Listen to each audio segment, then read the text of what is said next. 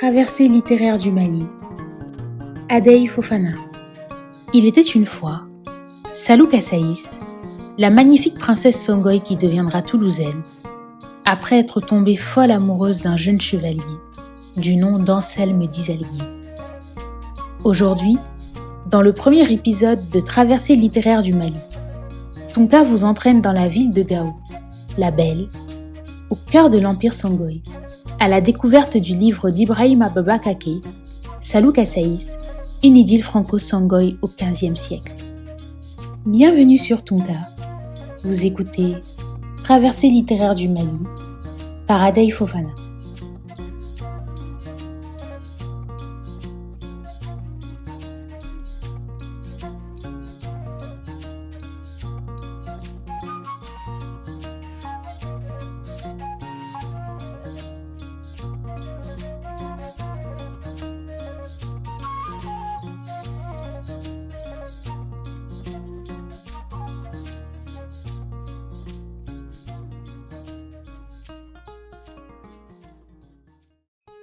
En 1402, un jeune chevalier toulousain du nom d'Anselme d'Isalguier entame un long voyage dans le but de découvrir l'Afrique. Le destin le mènera à Gao, capitale de l'Empire Songoï, l'un des plus prestigieux que l'Afrique ait connu. Après avoir laissé son chameau et ses bagages à l'entrée de la ville, Anselme part en éclaireur, dans l'espoir de trouver un logis. C'est ainsi qu'il rencontre, au cœur du marché de Gao, la belle Salou Kassaïs, que le célèbre magicien Bakary avait informé sur son destin, celui de rencontrer un homme blanc, avec qui elle connaîtrait le bonheur. De retour au palais, Salou Kassaïs informe son frère Ibrahim de la présence d'un jeune chevalier blanc à Gao. C'est ainsi qu'Anselme deviendra l'hôte du roi Souni. Il se liera d'amitié avec ce dernier, ainsi qu'avec le prince Ibrahim. Tout au long de son voyage, Anselme, qui est passionné par l'étude des lois naturelles, ne cessera d'étudier son environnement et de prendre des notes sur ce qu'il observe.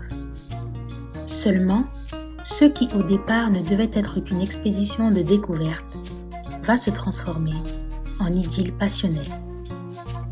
Bien qu'il passe une grande partie de ses journées avec le prince Ibrahim, Anselme, qui ne reste pas insensible à la beauté de la princesse Soreille, tombe amoureux de celle qu'il n'a pourtant jamais l'occasion d'approcher. En effet, le roi Songoï tient à son honneur et ses filles sont pour lui de précieux trésors. Salou Kassaïs, quant à elle, est profondément amoureuse du jeune chevalier toulousain. Ainsi, elle usera de tous les moyens pour être avec l'homme qu'elle aime, quitte à repousser d'autres prétendants et à braver les interdits, malgré les avertissements répétés de son esclave et domestique, Binta. Elle ira jusqu'à s'opposer à son père, le roi Souni, qui souhaitait la voir mariée au fils du roi Malinké, dans l'espoir d'adoucir les relations entre les deux royaumes. Lorsque le roi apprendra que la princesse refuse le mariage par amour pour l'homme blanc, chrétien de surcroît, il donnera l'ordre d'enfermer Salou Kassaïs au palais jusqu'au départ d'Anselme. Seulement, Salou Kassaïs est une jeune fille têtue et impétueuse, une jeune fille amoureuse et libre. Grâce au soutien de son frère Ibrahim et d'autres serviteurs, tels que le célèbre médecin Aben Ali, elle parviendra à se marier avec le jeune Toulousain, en cachette, sur une petite île sur laquelle ce dernier avait été caché, d'après une idée de la princesse elle-même. Ils demeureront ainsi 2 ans, entre amour, cachette et rendez-vous secret. Un jour, alors que Salou Kassaïs lui annonce qu'elle est enceinte, Anselme lui fait part de son souhait de retourner vivre à Toulouse, sur les bords de la Garonne, dans son château. Elle lui promet alors de se convertir au christianisme et de partir avec lui pour la France, dès qu'elle aurait accouché de leur premier enfant.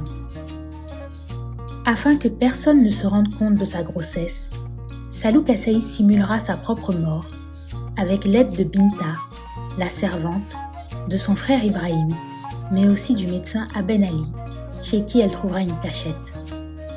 Salou Kassaïs accouchera d'une fille du nom de Marthe.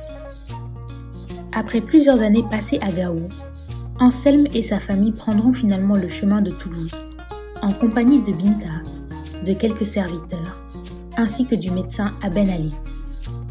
En 1413, après plusieurs péripéties, le convoi arrive enfin à Toulouse. Salou Kassaïs se convertira alors au christianisme. Elle donnera naissance à 2 autres filles, Isabeau et Marguerite. Quant à Aben Ali, il connaîtra la gloire après avoir démontré ses talents de guérisseur auprès du futur roi Charles VII en visite à Toulouse. Seulement, il sera ensuite empoisonné par des confrères jaloux de sa renommée grandissante. Anselme mourut quelques mois après la naissance de Stache, le premier fils de Marthe, et sa veuve réalisa son vœu. Elle devint religieuse dans l'un des nombreux couvents bâtis hors des murs de Toulouse. On ne la vit plus que dans les processions qui parcouraient la cité pour les principales fêtes de l'Église. À son tour, elle quitta cette vie, mais avec tant de discrétion que nul ne sut jamais la date exacte de sa mort. Malgré cela, elle n'est pas oubliée. La princesse de Gao, qui par amour partit des bords du Niger pour terminer ses jours sur les rives de la Garonne. L'écho de son nom apporte comme un parfum d'Afrique, dans ce Languedoc qui en est séparé par des milliers de kilomètres. Salou Kassaïs, une idylle franco-sangoï au XVe siècle, de Ibrahima Baba Kaké, est un de nos conseils lecture pour une jeunesse malienne qui doit faire revivre les textes oubliés du continent, ceux qu'on ne compte plus, ceux qu'il est nécessaire de mettre en lumière. C'était Traversée littéraire du Mali, par Adey Fofana.